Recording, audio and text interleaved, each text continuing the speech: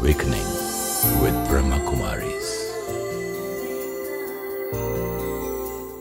ओम शांति। Awakening with Brahma Kumaris में आज फिर आप सबका बहुत बहुत स्वागत। बहुत बार आपके मन में ये सवाल आता है जब भी कार्यक्रम देख रहे होते हैं कि जितने भी हमारे साथ गेस्ट होते हैं वो इतने सीरीन कैसे लगते हैं, इतने शांत कैसे लगते हैं और ऐसा कैसा ज्ञान है जो उनके पास है। तो बार बार बात यही कही जाती है कि जो भी ज्ञान हम इस सीरीज़ में ले रहे हैं, पूरी जो बातचीत है वो परमपिता परमात्मा द्वारा दी गई है, स्वयं उन्होंने दी है और उस ज्ञान पर हर मनुष्य आत्मा का अधिकार है। तो यही वजह है कि ये कार्यक्रम रोज़ आपके साथ होता है। इन दिनों हम बात कर रहे थे रिश्तों की और एक बहुत खूबसूरत एस्पेक्ट समझ में आया था कि वो प्यार जो हम किसी अपने के साथ महसूस करते हैं, उस प्यार को हम जीवन भर या कहीं तो जन्मों तक महसूस कर सकते हैं। पर उसके लिए सबसे पहले ज़रूरी है कि हम खुद से प्यार करना सीखें, खुद की रिस्पेक्ट करना सीखें। जब अपने साथ प्यार और रिस्पेक्ट का रिश्ता बन जाएगा, अपने को पहचानने का रिश्ता बनेगा, तब हर रिश्ते में वो वर्च्यूज़, वो रिस्पेक्ट आनी शुरू हो जाएगी। और हमारा सौभाग्य हमारे साथ आज फिर इस पूरी बातचीत को आगे बढ़ाने के लिए इट्स अ ग्रेट प्रिविलेज हमारे साथ खास वाशिंगटन डीसी से हैं सिस्टर जेना। उनका बहुत बहुत स्वागत करते हैं। Om Shanti. Om Shanti. How are you feeling, Sister Jenna? Great. And how do you feel about Awakening with Brahma Kumaris, the series, and how is it people responding? It's been great, actually. We've had quite a very positive response in Washington, Virginia, and DC, which is where I am. And quite a number of people have come directly to the center. And them coming to the center made it real to them. So now they're into their advanced stages, they're coming regularly, they're doing seva for humanity already. And lots of transformation. It's a story of two young men who came. And if we'd had a camera to take their faces before And after, we could have sold it for millions. I think I am a proof of that. You're a proof of that. No, it's true. Something happens when that awakening happens in the Atma. Right. And the whole face changes. The light comes back to the soul, you know, to the whole face, the light shines. Very true. Actually, a lot of people are experiencing that. And like now we are in the process of understanding things. Jenna, when we'll again be starting with, again we're talking about relationship, and there's a very important aspect of relationship which we need to talk. But before that, we begin the journey, and it's always good to settle our minds. A lot of viewers waiting, you know, watching this program. So can we start with a little bit of meditation? Meditation, yes. All right. So I'd like everyone to just sit comfortably where they are, and just take a minute or two. Breathe in deeply, inhale and exhale. And just for a little while, begin to remember that you, the soul, am original, eternal, imperishable, and peace. You must be remembering this. Say inside of your mind, I, the soul, am original, eternal, imperishable, and that I am peace. And as you slowly open your eyes, allow yourself to be prepared for more jewels of knowledge to be the means of awakening the soul completely, so that light and might becomes your blessing, not only to yourself, but to all of humanity. Om Shanti. Om Shanti. Om Shanti. It's a good way actually to begin not only any program और कुछ भी शुरू करने से पहले अगर हम इस तरह से 2 मिनट 1 मिनट अपने साथ बैठते हैं एंड हमारे को सही पहचान अपनी हो जाती है. Now we can begin the journey, you know. Once we have reiterated who am I, what are my eternal qualities, and how I can actually, you know, feel that aspect of my. Yes, it's important. Believe it or not, I attend a lot of meetings in Washington, from very high levels to whatever. But I always initiate 1, 2, 3 minutes of meditation before these meetings. And in these meetings, there are amazing individuals there And after the 3 minutes of meditation, everyone's mind is so opened to be really constructive and to be really peaceful in the meeting, so that it works in its best way possible. And ready to grasp, Can be anywhere you are. Yes, we're not ready to actually fight out or, talk about giving our views. Very true. Even now, like I'm just feeling with you, just such a shift. Yes. Just because we're coming from that original place of the self. Very true. So, gentlemen, let's go back to our relationships. Yeah, we've been talking a lot about that in this series. Yeah, and what we realized is that relationship with myself becomes very important. Very, very important. In fact, the crux of it. And then, of course, relationship with God.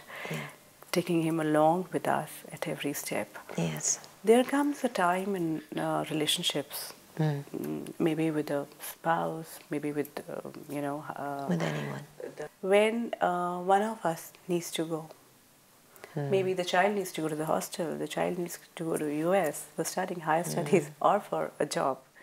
Maybe the spouse needs to go and work somewhere else. Or maybe the spouse and you cannot be together, so there is a separation.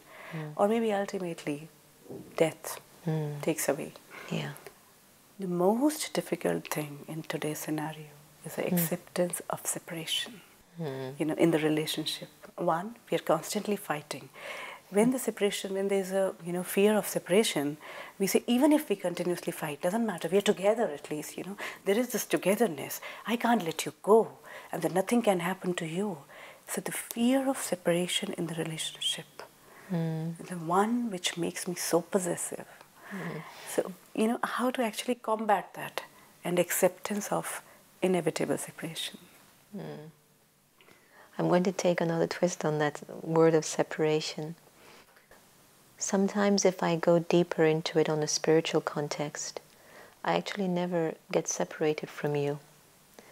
But my relationship with you over a period of time has developed into a lot of dependency and attachment. And what happens when you leave or I leave is not that I'm separated from you, but that attachment and dependency is not being fed inside of me anymore. I have to understand what is actually... Do you understand that? So your separation is not necessarily a physical one.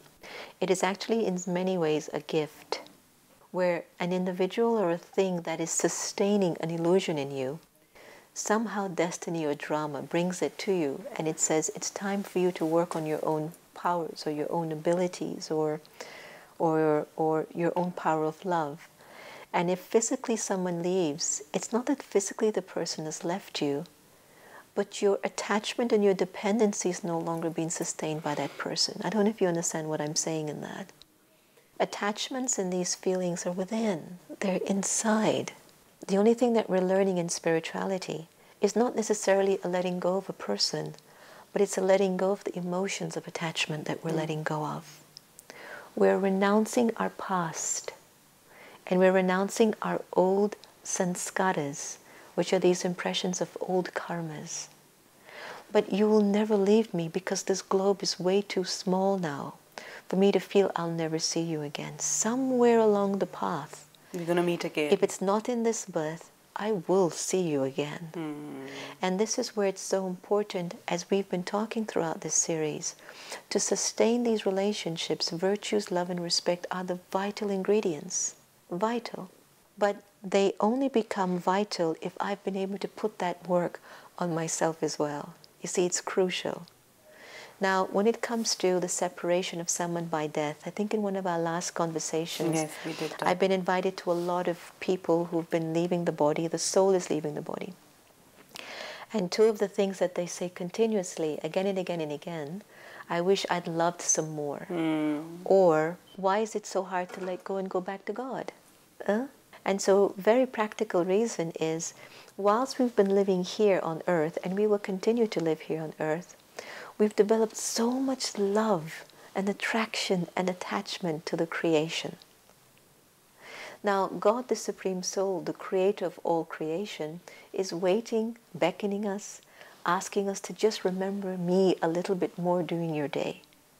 Because nobody knows when it's going to be their last second. Nobody. Absolutely nobody knows.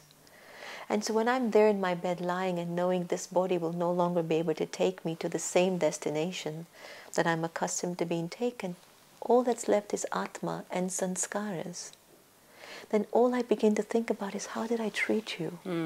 How should I have treated you? Or I shouldn't have done that. So there are many relationships that need to be resolved, and I ask everyone in the audience today, no matter where you are, what you are, some point in time during this series, pick up the phone and sort out your relationships with everyone. Because a time will come where we don't know when we're lying there and we won't have a chance to release the conscience from that subtle burden of that relationship. Very true, actually. This is what we need to know. This is what we need to understand. Yeah. That, we keep on waiting. We keep on waiting for the other person to say things. Yeah. No, don't. And we don't. never take the initiative. And we Don't. never know which is going to be our last moment here. Yeah. So, in fact, much better to start a relationship with God right now. Yeah. It's actually beneficial. It is. Because you are stronger. And the last moment can be any moment. So at least you've understood. Yeah. And it's okay. And the moment the relationship with God becomes stronger, Jenna, other relationships become beautiful. Yes. But we're not dependent on them. You're not dependent on them. And what I mean by, in a sense, to pick up the phone and call the people that you're having an issue with, firstly recognize your problem or your issue with somebody only happened because of some weakness. Weakness means, or limitation is, the way that I see you is a little different. And my thoughts and my feelings get mixed. There's some limitation inside of me, and I impose that limitation on you. It creates an obstacle or a conflict, and I can go on for years reliving that experience with you, not realizing that for years I could have been having a wonderful experience with you. Very true. Because one thought got stuck in me. You got to be like this or It gets something. ruined. And then we continue. So we need to check actually what is the problem in our relationship. And we always talk about that he doesn't understand. She doesn't understand. Yeah. She'll never change. She'll always be like this, Right. She doesn't know how to behave, or he doesn't know how to actually handle, a lot of things in life. Right. He doesn't know how to take stress. Right. He gives me so much of stress. Long list, right? But really what it is, it's that it might be even the fact that the person is like that. But at the end of it all, I am responsible for my responses and my reactions. Baba has taught us this constantly, all the time. I have to go back inside. I'm the one that has to change. I'm the one that has to respond better.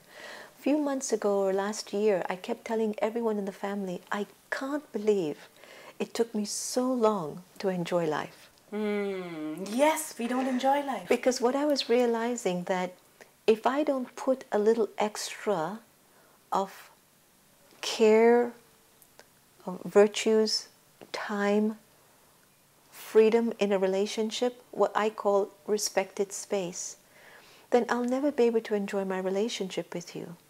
And you find that if you train your eyes, if you train your being to look at the good, no matter if it's just one, something good will come out of that for you. And that relationship could change to be 100% a good one for you.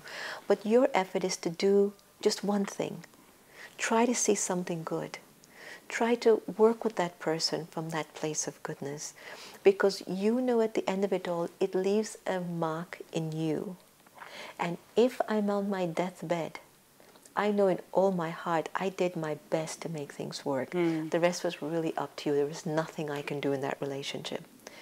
If I'm holding some feelings inside for you, and I keep spinning, oh, this one's like that, oh, she's like that, she's always like that, that hurts my bhav. Yeah.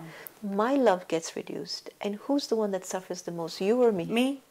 I suffer the most. So why you want to do that to yourself? Yes, we need to understand when we talk, when we think bad about our loved ones, when we think that he's not doing this, it's basically we are depleting ourselves. Yes. Somewhere we don't even understand. Another thing which is there, Jenna, is like in a relationship or in any, conversation with people or meeting people, There are people who say, I cannot tolerate stupid people.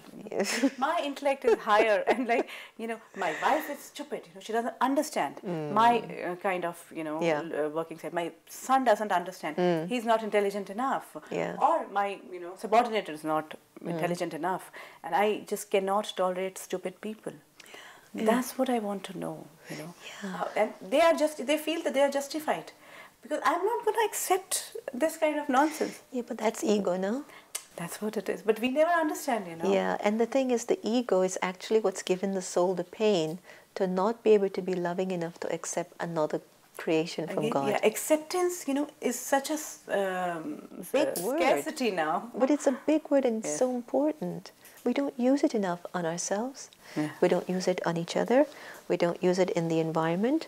We don't use it. We appreciate someone who does something for us, but just stop for a minute. Look at the people in your house with you now. Look into their eyes. Look at their dreams. Look at their courage. Look at their victories. If you're living by yourself, take a minute and look inside. Is there something that you can appreciate about yourself? From that place of appreciation, can you bring that to somebody else that you come into connection with? Many times you meet somebody. It is a soul that you are meeting. And when you see that soul, your purest feeling for that soul is, I know that soul is on its journey.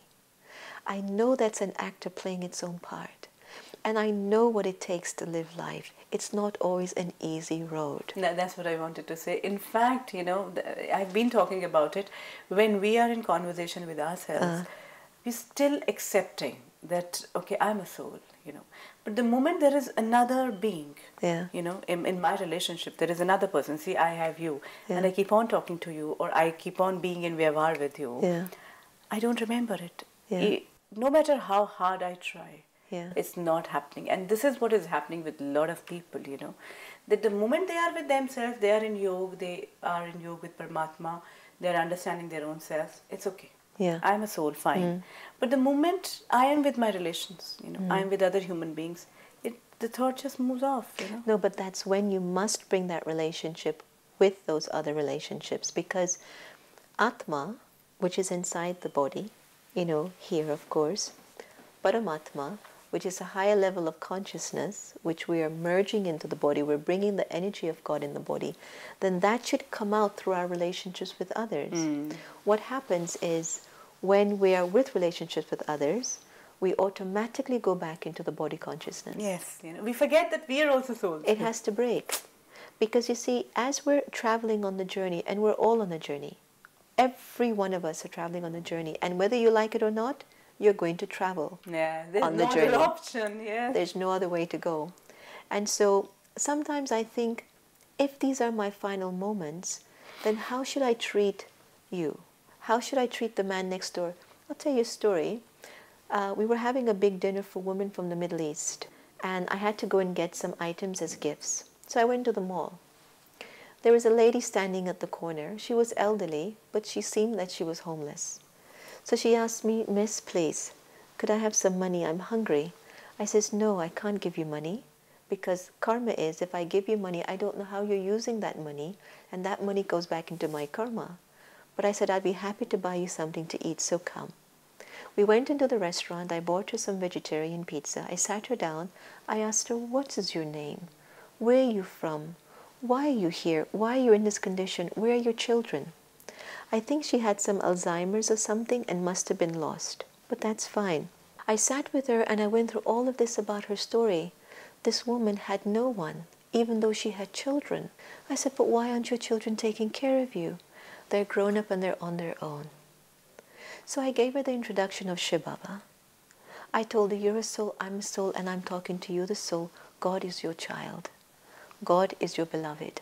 God is your father. God is your teacher. Here's a number of a homeless shelter. It's a friend of mine. Give them a call. Tell them you met Sister Jenna. And I left.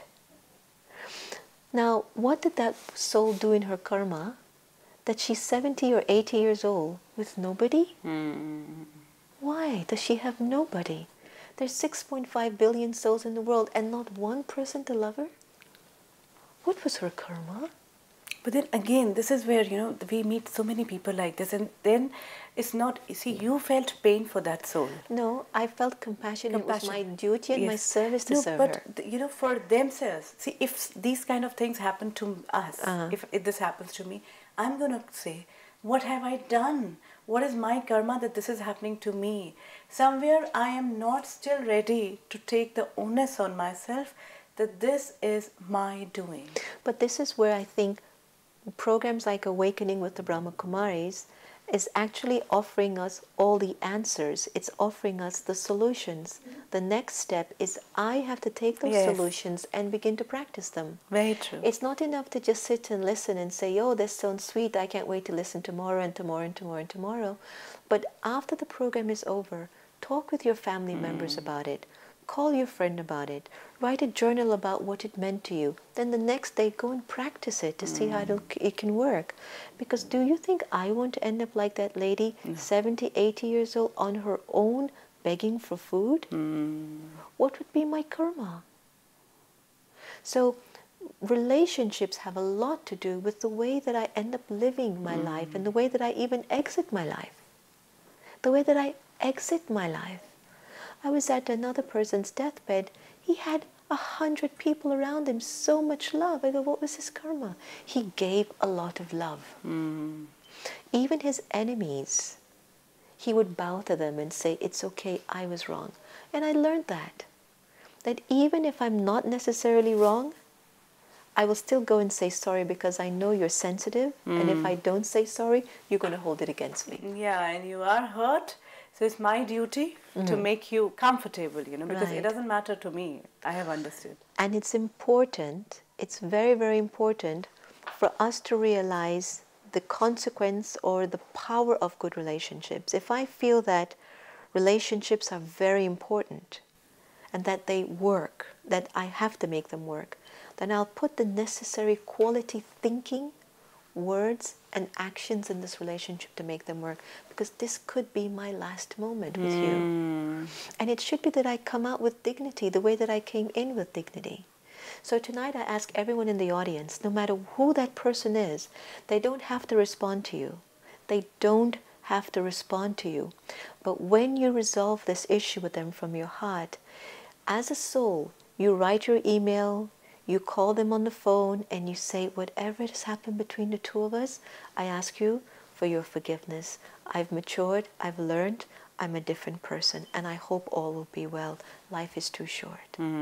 And as you're telling them, you're remembering Shiv Baba, the ocean of love, and the one who is unlimited in bestowing and giving love and peace.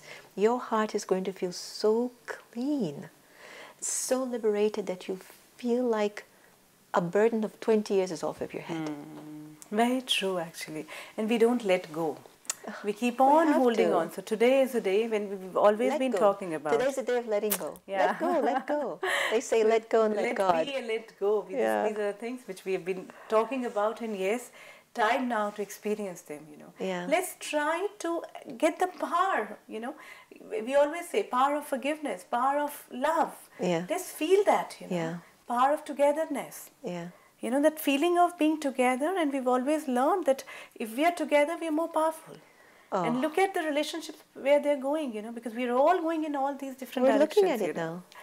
Very true, Sister Jenna. You've really inspired, you know, this whole passion of understanding, you know, not only my own self, but the other person. And one thing which you said is very, very good, is that even if I know I was not wrong, but I understand that that person has been hurt. It doesn't really matter. Just go to him and tell him that, okay, I'm sorry. Yes. Even if, you know. Goes a long way. Yeah, because even if I know I wasn't wrong, it's okay. Because it will come back to me. You know, the amount of love we'll continue to give will definitely come back. And today's, I think this conversation was very good. Today, whatever we talked actually makes us realize that letting go is one way of unburdening ourselves, you know.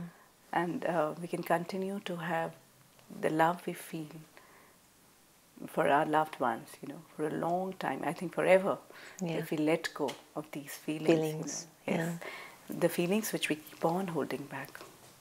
And then we keep on, you know, making a lot of assumptions on that.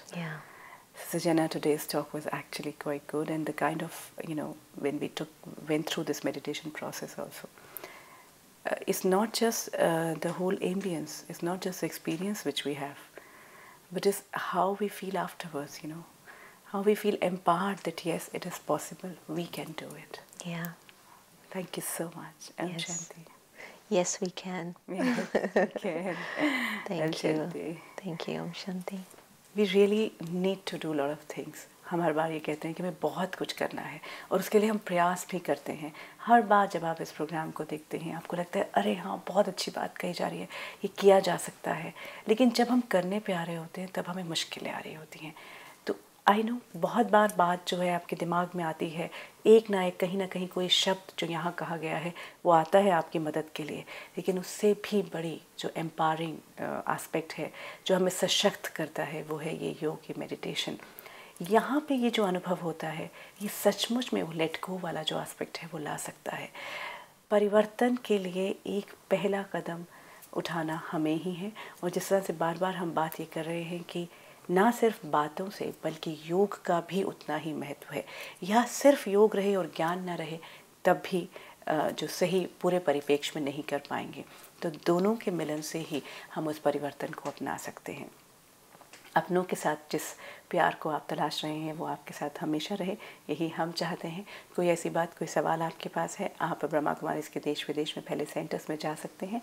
नज़दीक के centre के बारे में जानने के लिए या तो आप हमें फ़ोन पर संपर्क कर सकते हैं या फिर आप हमें ईमेल भी कर सकते हैं। If you wish to discuss your problem or have a question to ask or want to know your nearest Rajyoga meditation center, call us on 09999774455. Awakening with Brahma Kumaris का ये सफ़र आगे भी चलता रहेगा। जेना बहन इन दिनों हमारे साथ है, तो आगे कुछ कड़ियों में हम उनसे बात भी करेंगे और आगे आपको बता दें कि हम ये भी कोशिश कर रहे हैं, जैसे हमने ये समझा है कि ना सिर्फ ज्ञान बल्कि योग भी उतना ही महत्वपूर्ण है। तो हर सिचुएशन में जो बातें हमें याद रखनी है वो तो है ही, जो ज्ञान हमें याद रखना है, पर योग भी किस तरह से करना है इस पर हम ज़रूर चर्चा करेंगे।